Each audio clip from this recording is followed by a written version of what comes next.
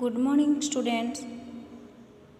Class 9 Lesson 1 ପଦ୍ୟ କାହା ମୁଖ ଅନାଇ ବଞ୍ଚିବି। କାହା ମୁଖ ଅନାଇ ବଞ୍ଚିବି କବି ହେଉଛନ୍ତି ଭକ୍ତଚରଣ ଦାସ। ତାହେଲେ ପିଲାମାନେ ଆମେ କବିଙ୍କ ବିଷୟରେ କିଛି ଜାଣିବା ନୁହେଁ କି? ଭକ୍ତଚରଣ ଦାସ 1800 ଶତାବ୍ଦୀରେ ଖୋର୍ଦ୍ଧା ଜିଲ୍ଲାର ରାଜସୁନାଖଳା ନିକଟବର୍ତ୍ତୀ ସାନପଦର ଗ୍ରାମରେ ଜନ୍ମଗ୍ରହଣ କରିଥିଲେ। ନାଇଁ କି? ତାଙ୍କର ପ୍ରଥମ ନାମ ଥିଲା ବୈରାଗୀ ଚରଣ ପଟ୍ଟନାୟକ। ବୈଷ୍ଣବ ଧର୍ମ ଦୀକ୍ଷା ନେବା ପରେ ସେ ଭକ୍ତଚରଣ ଦାସ ନାମରେ ପରିଚିତ ହେଲେ। ରୀତି ଯୁଗର ଅନ୍ୟତମ ପ୍ରସିଦ୍ଧ ବୈଷ୍ଣବ କବି ଭାବରେ ଓଡ଼ିଶାରେ ସେ ପରିଚିତ। ସେ ଜଣେ ଭକ୍ତିଭାବାପନ୍ନ କବି ଥିଲେ। ସରଳ ଓ ପ୍ରାଞ୍ଜଳ ଅଭିବ୍ୟକ୍ତି ହିଁ ତାଙ୍କ ରଚନାର ବୈଶିଷ୍ଟ୍ୟ। ମନବୋଧ ଚଉତିଶା, କଳାକଳବର ଚଉତିଶା, ଗୋପମଙ୍ଗଳ, ମନୋଦୀକ୍ଷା ଓ ମଥୁରା ମଙ୍ଗଳ କବିଙ୍କର ଶ୍ରେଷ୍ଠ ରଚନା ବଳି। ରଚିତ ପଦ୍ୟାଂଶଟି ଭକ୍ତଚରଣ ଦାସଙ୍କ ରଚିତ କାବ୍ୟ ମଥୁରା ମଙ୍ଗଳର ଷଷ୍ଠ ଛାନ୍ଦରୁ ଆସିଅଛି। ଏହି ଛାନ୍ଦର ମୋଟ 20ଟି ପଦ ମଧ୍ୟରୁ ପ୍ରଥମ 8ଟିକୁ ଗ୍ରହଣ କରାଯାଇ ପଦ୍ୟର ନାମକରଣ କରାଯାଇଛି କାହା ମୁଖ ଅନାଇ ବଞ୍ଚିବି। ବର୍ଣ୍ଣିତ ପଦ୍ୟରେ କୃଷ୍ଣଙ୍କୁ ମଥୁରାକୁ ଯିବା ପାଇଁ ଡକରା ଆସିଛି। କଂସର ଏହି ଧନୁ ଉତ୍ସବ ଦେଖିବା ପାଇଁ ମଥୁରାକୁ ଯିବାବେଳେ ମା ଯଶୋଦା କିପରି ବାରଣ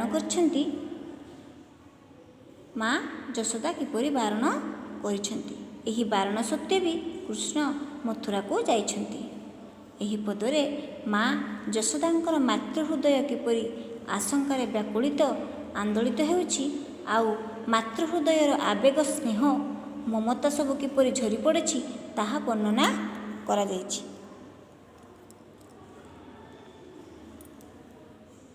କବି ଭକ୍ତଚରଣ ଦାସଙ୍କ ରଚିତ ମଥୁରା ମଙ୍ଗଳ କାବ୍ୟର ଏକ ଅଂଶ ହେଉଛି କବିତା କାହା ମୁଖ ଅନାଇ ବଞ୍ଚିବି। ଏହି କବିତାରେ କବି ମା ଯଶୋଦାଙ୍କର କୃଷ୍ଣଙ୍କ ପ୍ରତି ଥିବା ଅସାମାନ୍ୟ ବାତ୍ସଲ୍ୟ ମମତା ପ୍ରସଙ୍ଗରେ ପ୍ରକାଶ କରିଛନ୍ତି। ଆରେ ବାବୁ ଶ୍ୟାମଘନ ତୁ ଗଲେ ମଧୁଭୁବନ, କାହା ମୁଖ ଅନାଇ ବଞ୍ଚିବି। ହେବ ଦଶ ଦିଗ ଶୂନ୍ୟ, ଅଥିର ହେବ ଜୀବନ। ନିଶି ଦିବସରେ ଝୁରୁଥିବିରେ ଜୀବଧନ, ଜୀବନ ବିହୁନେ ଜେହ୍ନେ ଝୋଷ, ରାଜା ବିନେ ଜେହ୍ନେ ଗ୍ରାମ ଦେଶରେ। କୃଷ୍ଣ ତାଙ୍କର ଏକୈରବଳା ସେ ମଥୁରାପୁରକୁ ଗଲେ। ତାଙ୍କ ବିହୁନେ ମା ଯଶୋଦାଙ୍କୁ 10 ଦିଗ ଶୂନ୍ୟ ଦେଖାଯିବ। ସେ ଦିନରାତି ଝୁରି ହେବେ। ଜଳହୀନ ମାଛ, ରାଜାହୀନ ଗ୍ରାମ। ଯେମିତି ଜଳ ବିନା ମାଛ ବଞ୍ଚିପାରେ ନାହିଁ, ରାଜା ନହେଲେ ଗ୍ରାମ ଶୂନଶାନ ଶୁଣାଯାଏ ଓ ଦେଶର ଅବସ୍ଥା ଯାହା ହୁଏ ତାଙ୍କର ଅବସ୍ଥା ସେହିଭଳି ହେବ ବୋଲି ସେ କୃଷ୍ଣଙ୍କୁ ଜଣାଇଛନ୍ତି।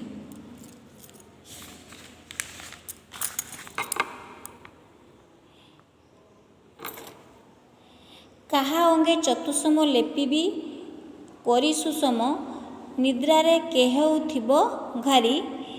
କାହାକୁ ଅଞ୍ଜନ ଦେବି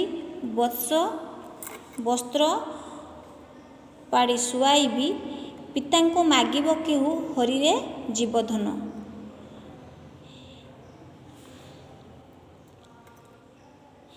ଏକଥା ସୁମରି ଯିବି ମରି, ନିଶ୍ଚେ ଯେବେ ଯିବୁ ମଧୁପୁରୀରେ। ତାହେଲେ କ'ଣ ହେଇଛି ନା, କୃଷ୍ଣ ମଥୁରାପୁରକୁ ଗଲେ ଯଶୋଦା ନିଶ୍ଚୟ ମରିଯିବେ ବୋଲି କହିଛନ୍ତି। କାରଣ କାହାର ଶରୀରରେ ସେ ଚନ୍ଦନ, ଅଗୁରୁ, କୁଙ୍କୁମ ଓ କସ୍ତୁରୀର ପ୍ରଲେପ ଦେବେ, କିଏ ନିଦ୍ରାରେ ଘାରି ହେବ, ସେ କାହାକୁ ଅଞ୍ଜନ ଲଗାଇ ଦେବେ, କାହାକୁ ବସ୍ତ୍ର ପକାଇ ଶୁଆଇବେ, ପିତାଙ୍କୁ କିଏ ଚନ୍ଦ୍ର ମାଗିବ, ଏସବୁ ସ୍ମରଣ କରି ସେ ମରିଯିବେ ବୋଲି କୃଷ୍ଣଙ୍କୁ କହିଛନ୍ତି। ବାନ୍ଧିବି କାହାର କେଶ କୁସୁମେ କରିସୁ ବେଶ, କାହା ଲଲାଟରେ ଦେବି ଚିତା, କାହାର କନେ କୁଣ୍ଡଳ ଖଞ୍ଜିବି ରେ ମୋର ବାଳ, କାହା ପାଇଁ କରୁଥିବି ଚିନ୍ତାରେ ଜୀବଧନ, କାହା ଅଙ୍ଗୁ ଧୂଳି ଦେବି ପୋଛି, କାହାକୁ ବା ପିନ୍ଧାଇବି କାଛିରେ।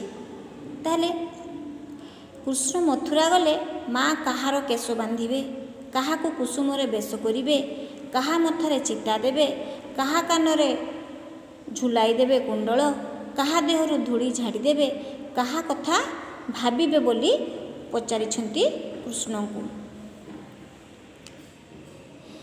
ଯେତେବେଳେ ବନେ ଯାଉ ସଙ୍ଗରେ ମୋ ପ୍ରାଣ ନେଉ, ନିମିଷେ ବିଚ୍ଛେଦ ନ ସହଇ, ଏବେ ଯିବୁ ମଥୁରାକୁ ମୋତେ ସମର୍ପି କାହାକୁ, ଚନ୍ଦ୍ରମୁଖ ନ ଦେଖିଲେ ମୁହିଁରେ ଜୀବଧନ, ଜୀବନ ହାରିବି ଗଣ୍ଡ ଜଳେ, ତୁ ମୋତେ ଅନ୍ତର ହେଲେ ତିଳେରେ। ସେ କହିଛନ୍ତି କାରଣ ବୋଲି ସେ ପଚାରିଛନ୍ତି କୃଷ୍ଣଙ୍କୁ, କାରଣ କ୍ଷଣକ ପାଇଁ ଯଶୋଦା କୃଷ୍ଣଙ୍କ ବିଚ୍ଛେଦ ସହିପାରନ୍ତି ନାହିଁ। ଯଦି ସତରେ କୃଷ୍ଣ ମଥୁରାପୁରକୁ ଚାଲିଯାଆନ୍ତି ତେବେ କାହାକୁ ସମର୍ପିବେ ବୋଲି ଯଶୋଦା ପଚାରିଛନ୍ତି।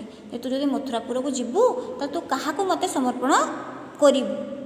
ଯଦି କୃଷ୍ଣଙ୍କର ଏପରି ବିଚ୍ଛେଦ ହୁଏ ଯଶୋଦା ଗଣ୍ଡ ଜଳରେ ଜୀବନ ହାରିଦେବେ ବୋଲି କହିଛନ୍ତି।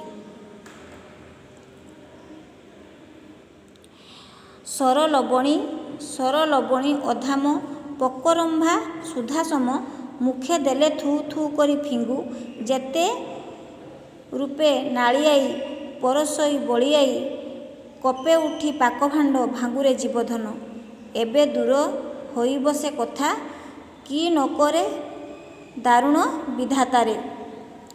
ଯଶୋଦା କୃଷ୍ଣଙ୍କୁ ଅମୃତତୁଲ୍ୟ ଖାଦ୍ୟ ଯଥା ସର, ଲବଣୀ, ପାଚିଲା କଦଳୀ ଖାଦ୍ୟ ଦେଇଥାନ୍ତି ଖାଇବାକୁ। କୃଷ୍ଣ ଏସବୁକୁ କ'ଣ କରନ୍ତି, ଥୁ ଥୁ କରି କାଢ଼ି ଦିଅନ୍ତି। ଆଉ ରାଗିଗଲେ କ'ଣ କରନ୍ତି ନା ରନ୍ଧା ହାଣ୍ଡିକୁ ଭାଙ୍ଗି ଦିଅନ୍ତି। ଏସବୁ କଥା ମା ମନେ ପକାଇ ଶୋଚନା କରିଛନ୍ତି। ଛାଇକି ଅନାଇ ଡୋରୁ ଧାଇଁ ମୋତେ କଳ କରୁ, ବସନେ ଘୋଡ଼ାଇ ମୁଖ ଗୋଟି, ହେଉଥାଉ ଥରହର ଦେଖିଲେ ଅନ୍ଧାର ଘର,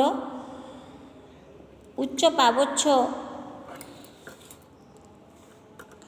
ନପାରୁ ଉଠିରେ ଜୀବଧନ, ମଧୁପୁରେ ହସ୍ତି ଘୋଡ଼ାମାନ, ଗର୍ଜିଲେ ନପୁର ଡୋରୁ ଶ୍ୟାମ ରେ। କାନ୍ଥେ ଦେଖି ଚିତ୍ରପନ୍ତି ନାନା ଭୟଙ୍କର ମୂର୍ତ୍ତି, ଭୟେ ଯାଉ ସେ ଘରୁ ପଳାଇ, ଏବେ କଂସପୁର ଯିବୁ ରାକ୍ଷସମାନ ଦେଖିବୁ, ଡରି କାହାକୁ ଧରିବୁ ଯାଇରେ ଜୀବଧନ, ମାଏ ବୋଲି ଡାକିବୁ କାହାକୁ, ସାହାବା କେ ଆହା ବୋଲିବାକୁ ରେ।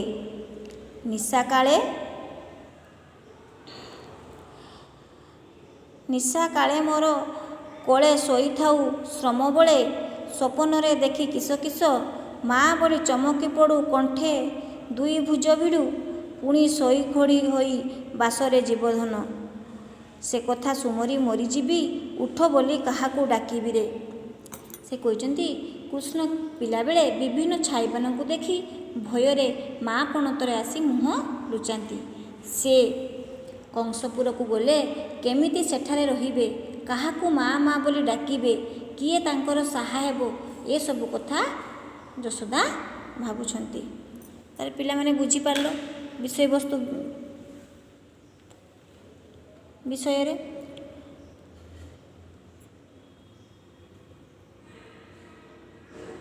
Thank you.